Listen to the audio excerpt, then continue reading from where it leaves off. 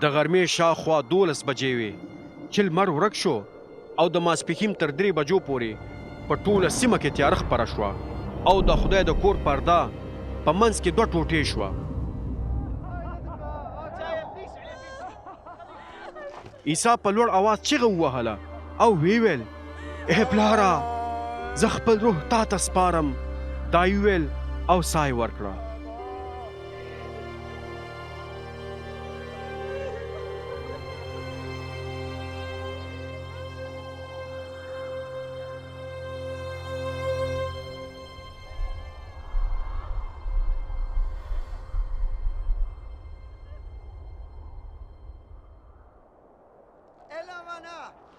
کله چې رومي منصبدار دا هر څه ولیدل نو د خدای ثنا وویله او ویې ویل بې له شکه چې دا سړی بې ګناه و. هغه خلک چې دې نندارې ته راټول شوي وو کله یې چې دا پیښه ولیدله نو له غمه یې خپل ځانونه وهل او بیرته خپلو کورونو ته لاړل. د عیسی ټول اشنایان او هغه ښځې چې د جلیل څخه هغه پسې راغلې وې په لیرې فاصله کې ولاړې وې او دا هر څه یې لیدل.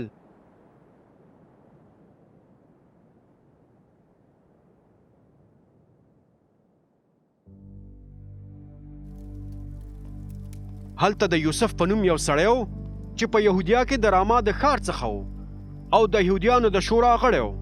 هغه یو نیک او رښتینی سړی و خو د هغوی د دې پریکړې او دې کار سره جوړ نه و او د خدای د پاچاهۍ په انتظار و.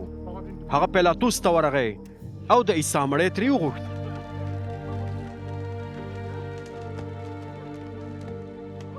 بیا هغه د صلیب څخه مړی راښکته کړ او د کتان په کفن کې تاو کړ او په تیږه کې کیندل شوي قبر کې کېښود چې د دې نه مخکې پکې څوک نه و ښخ شوی.